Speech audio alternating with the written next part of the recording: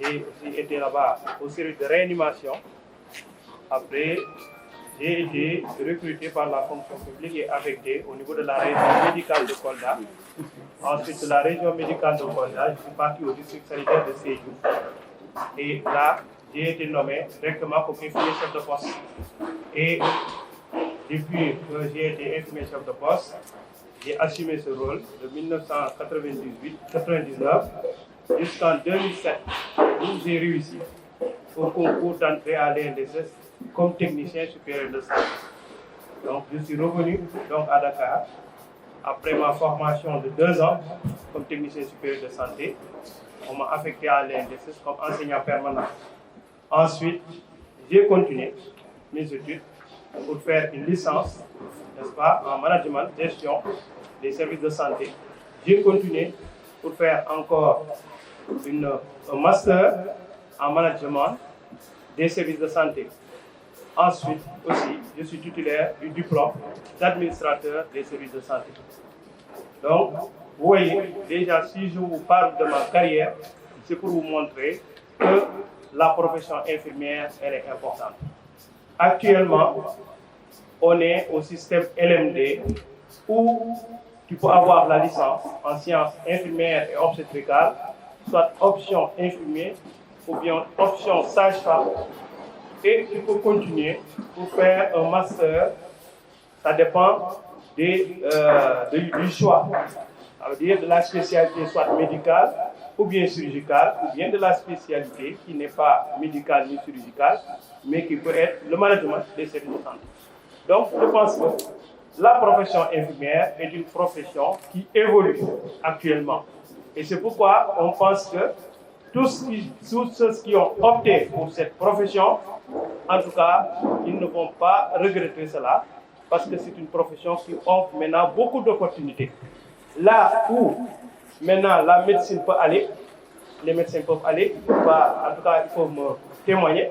Maintenant, les infirmiers peuvent y aller. Donc, maintenant, les infirmiers sont titulaires aussi bien de licence, de master, de doctorat et d'agrégation en sciences infirmières, et même de chaires en sciences infirmières. Si vous partez au Canada, vous allez voir qu'il y en a beaucoup. Et nous, on pense que comme cette profession évolue, c'est une profession d'avenir qui offre beaucoup d'opportunités aux futurs étudiants qui peuvent évoluer dans cette profession et voir que vraiment ils peuvent en tout cas avoir beaucoup plus dans la carrière professionnelle qu'aussi dans la vie active. Donc on pense que franchement c'est une profession qui permet à l'individu de pouvoir s'épanouir. Et non seulement cela, c'est une profession qui est noble. Je ne pense pas que la profession de la santé, il y a plus noble que cette profession. Ça, vous pouvez me témoigner. Tous ceux qui travaillent pour la santé, donc déjà, ils travaillent pour le social. Donc le social, ça veut dire qu'on travaille pour aider des personnes. Aider des personnes qui sont malades, et ça c'est très important. Lorsque vous êtes en famille, vous aidez des gens.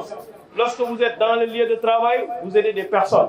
Donc je pense que c'est une profession qui, donc si vous la choisissez, vous n'allez pas la vivre. Du point de vue historique, cette profession a commencé depuis l'Antiquité, n'est-ce pas? Et ça a évolué. Et les gens se faisaient des soins comme ça, mais sans savoir que c'était la profession infirmière. Ils ne savaient pas du tout. Ils pensaient que, bon, ils faisaient des soins comme ça. Après, il y a une éminente infirmière qu'on appelle Florence Nightingale. Et cette infirmière, on doit vraiment lui rendre hommage. C'est elle qui a créé la première école de formation des infirmiers. Et lorsqu'elle l'a créée, elle avait vu, dans ce cas, que dans sa pratique, elle voyait qu'il y avait beaucoup de décès, et ces cas de décès étaient liés au fait qu'il n'y avait pas des soins de qualité, parce que les gens faisaient les soins n'importe comment, et c'était lié à ça. Donc elle a eu à faire un projet qu'elle a soumis en ce moment à la reine Victoria, qui était reine en Angleterre, et ce projet a vu son couronnement Donc tout le monde avait vu que franchement, cette formation était importante. Et les autres pays ont suivi le pas de Florence Nightingale. Voilà comment la profession infirmière a commencé. Et d'abord, elle a commencé par des femmes. Et pourquoi vous allez voir dans toutes les revues qu'on parle d'infirmières au lieu d'infirmiers. Pourquoi? Parce que ça a commencé par les femmes. La femme est par nature infirmière.